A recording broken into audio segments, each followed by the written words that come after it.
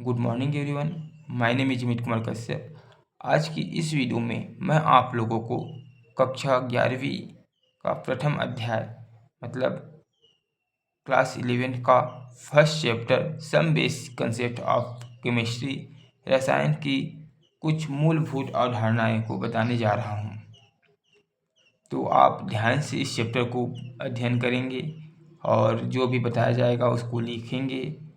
तो प्लीज़ आप अपने लिए एक नोटबुक और पेन लेकर बैठो, जिससे आपको बेहतर तरीके से चैप्टर की समझ आए। तो चलो चलते हैं कि सम बेसिक कॉन्सेप्ट। तो इस चैप्टर में हमें क्या पढ़ना है ये पहले जान लेते हैं। तो ये जो चैप्टर है some basic concept of chemistry रसायन की कुछ मूलभूत अवधारणाएं।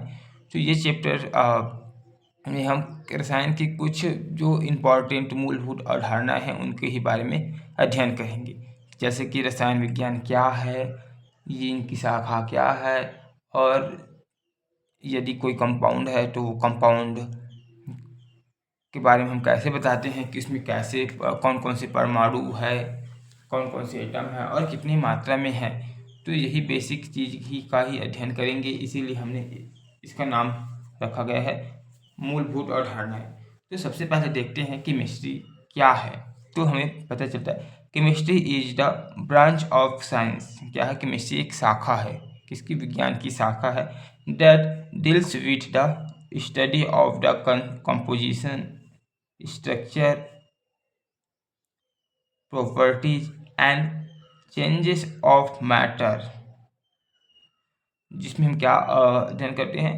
जो उनके संगठन यानी कि कंपोजिशन, वो किस चीज़ से मिलके बना हुआ है। स्ट्रक्चर, उसकी संरचना कैसे है। प्रॉपर्टीज, उनकी गुण क्या है। पानी में डालते तो घुलता है कि नहीं घुलता, उसकी कलर कैसे हैं, ये सब उसके गुण है। एंड चेंजेस ऑफ मैटर, कि जो मैटर है, द्रव्य है या फिर जो पदार्थ है, वो कैसे परिवर्तन होते हैं। एज वेल एज, साथ ही साथ the energy changes that accompany this process। और साथ में क्या करते हैं कि एनर्जी की यानी कि ऊर्जा के परिवर्तन का भी हम अध्ययन करते हैं। मान लो हमने कोई पदार्थ को किसी पदार्थ में डाला, तो वे पदार्थ कैसे जल में घुलकर कैसे बनते हैं, मतलब ऊष्मा उत्पन्न करते हैं या फिर ऊष्मा छोड़ते हैं और अवशोषित करते हैं। जैसे आपने देखा होगा चूने की पत्थर को जैसे ही हमने पानी में डालते हैं वो उबलने लगते हैं। या हम यूरिया खाद जो खेतों में उपयोग होते हैं, अगर उनको हमने पानी में डाल दिया और हमने टच किया तो हमें ठंड लगने लगता है। तो यही एंडोथर्मिक, एक्सोथर्मिक, ऊष्माशोषी, ऊष्मा क्षेपी अभिक्रिया का ही अध्ययन होता है, जो बताया जा रहे हैं कि चेंज ऑफ एनर्जी का भी हम अध्ययन करते हैं। तो हिंदी वाले देख लो, रसायन शास्त्र विज्ञान की वह शाखा है जो पदार्थ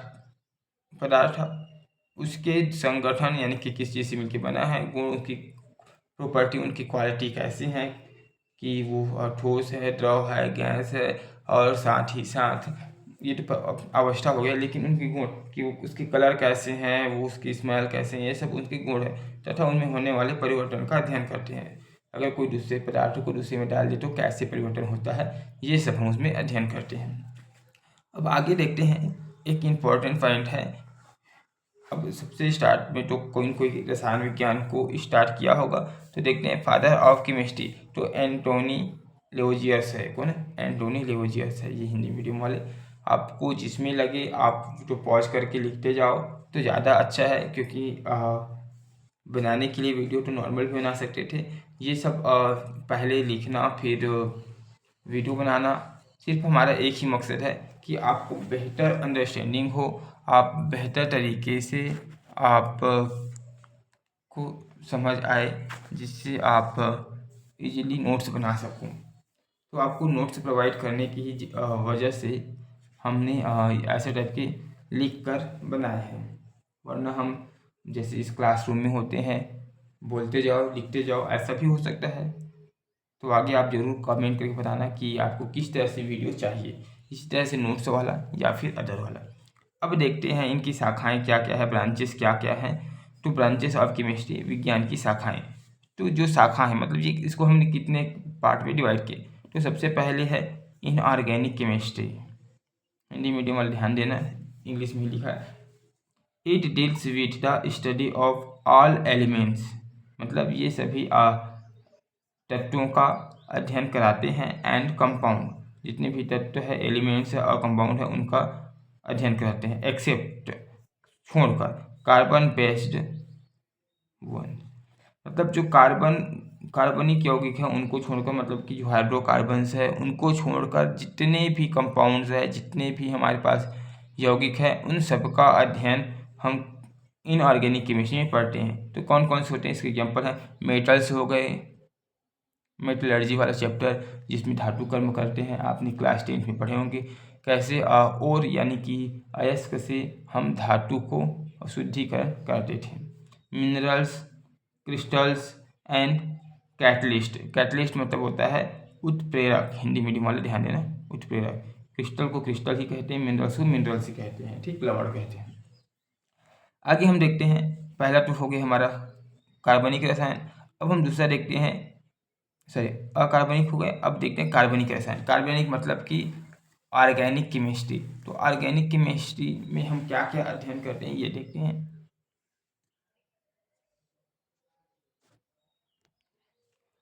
It is the study of carbon compound, especially hydrocarbons and their derivatives.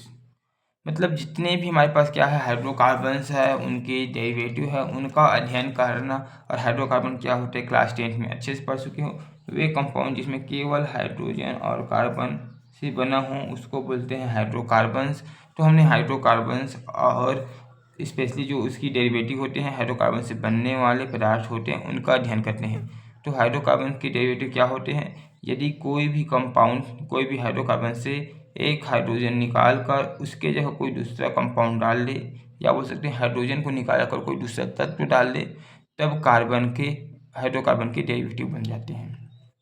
अब हम थर्ड देखते हैं, जो हमारा मोस्ट इम्पॉर्टेंट है, वो है फिजिकल केमिस्ट्री, यानी कि भौतिक रसायन।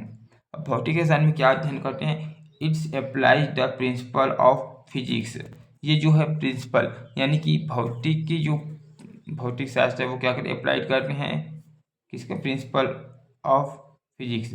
जो भौतिक के जो सिद्धांत होते हैं उनको ये अप्लाइड करते हैं to understand how chemical system behave, कि जो हमारे रासायनिक जो सिस्टम है वो कैसे व्यवहार करते हैं, इसके लिए वो क्या करते हैं, अपनी जो भौतिक नियम है, प्रिंसिपल है, सिद्धांत है, उनको अप्लाई करते हैं। मान लो कि अगर सेल बन रहा है, सेल में भी रासायनिक अभिक्रिया होते हैं, तो कैसे वो सेल अभिक्रिया होती हैं और कैसे सेल से वो मतलब कौन से सिद्धांत लगते हैं वो बताते हैं। आगे देखते हैं, फिजिकल केमिस्ट्री का है, it deals with energy, time and forces. मतलब ये एनर्जी, समय और बल के बारे में बताते हैं कि कितना एनर्जी चाहिए तो कितने टाइम में हमारा जो रासायनिक अभिक्रिया है वो कंप्लीट होगा। आगे हम देखते हैं अपना अगला चैप्टर, मुझे अगला पेज बोलना था लेकिन गलती से कुछ चैप्टर निकल गया। तो देखते हैं, ये है एनालिटिकल केमिस्ट्री।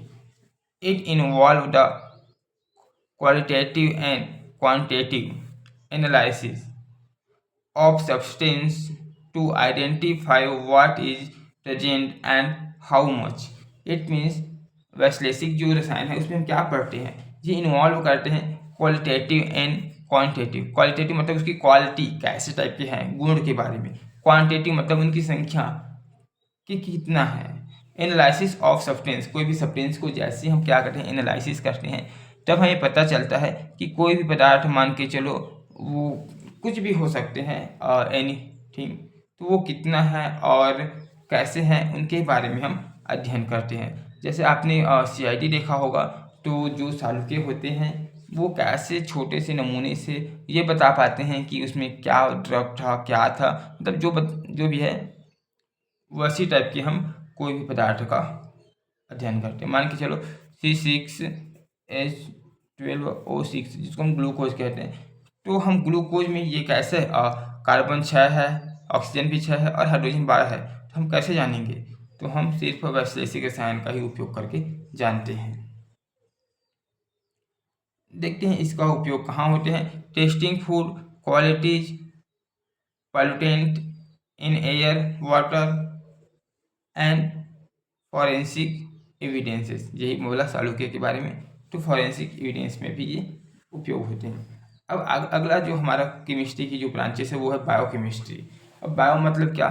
जैव या जीव विज्ञान की बात करें तो it is the study of chemical process occurring within living organism. मतलब जो लिविंग ऑर्गेनिज्म है, लिविंग जीव है, उसमें क्या केमिकल अभिक्रिया होते हैं, उनका अध्ययन को ही हम क्या कहते हैं? बायो रसायन कहते हैं। मतलब मेटाबॉलिज्म कैसे हो रहे हैं, चयापचय कैसे हो रहे हैं, फोटोसिंथेसिस प्रकाश संश्लेषण कैसे हो रहे हैं, और जो हमारे बॉडी में एंजाइम्स होते हैं वो कैसे काम करते हैं, इन सब के बारे में अध्ययन करना बायोलॉजी की जो बायोलॉजी है उनका अध्ययन करना क्या कहलाते हैं? बायोकेमिस्ट्री कहलाते हैं। इसके अलावा और भी होते हैं, तो जो हमने 60 में लिखे हैं। Industrial chemistry, nuclear chemistry. Industrial मतलब कि जो भी ट्रांसफॉर्मेशन होते हैं, मतलब कोई पदार्थ का रॉ मटेरियल से कैसे हमने उसको प्रोडक्ट बनाते हैं, उनका अध्ययन करते हैं।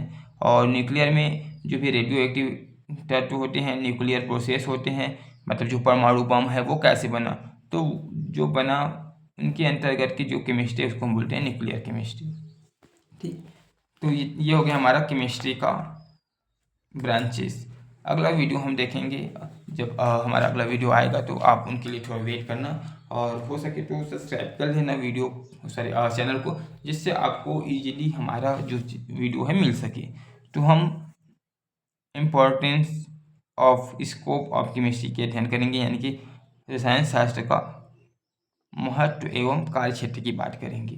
तो आज के लिए इतना ही। आपने वीडियो लास्ट तक के देखा, इसलिए आपको बहुत बहुत धन्यवाद। Thanks you so much. अगर ये वीडियो मेरा फर्स्ट वीडियो है तो मैं आपसे एक रिव्यू मांगूंगा, फीडबैक देंगे कि ये आपको कैसे लगा। क्या आपको डायरेक्ट रिटर्न मतलब बोर्ड में जैसे लिखते हैं, मैं आपको बोलता जाऊंगा और लिखते जाऊंगा, ऐसे टाइप की वीडियो चाहिए या इसी तरह के नोट्स चाहिए? तो प्लीज़ आप मुझे कमेंट करके बताएंगे। कुछ सजेशन रहेगा तो उसको भी आप बताएंगे, और बहुत फास्ट हो रहा है, बहुत स्लो हो रहा है, ये भी आप बताएंगे। मतलब ओवरऑल जो आपको कमी लगे, जो आपको अच्छा लगे, उनके बारे में ज़रूर बताएंगे। और वीडियो हो सके तो लाइक कर लेना अगर अच्छा लगे तो। वैसे जोर ज़बरदस्ती नहीं है इसमें भी, क्योंकि फर्स्ट वीडियो है तो भाई जैसे भी हो, फर्स्ट वीडियो ही रहता है। ठीक, तो प्लीज़ आप सपोर्ट करेंगे, कमेंट कर बॉक्स पे कमेंट करना कैसा है। अगर कुछ भी कमी लगे तो बिल्कुल बेझिझक उस कमी को आप कमेंट बॉक्स पे रखेंगे, और कुछ अच्छा लगे तो ज़रूर उसको उस बात को भी रखेंगे कि हाँ भैया ये चीज़ अच्छा लगा। तो इसी उम्मीद के साथ आप कमेंट करेंगे।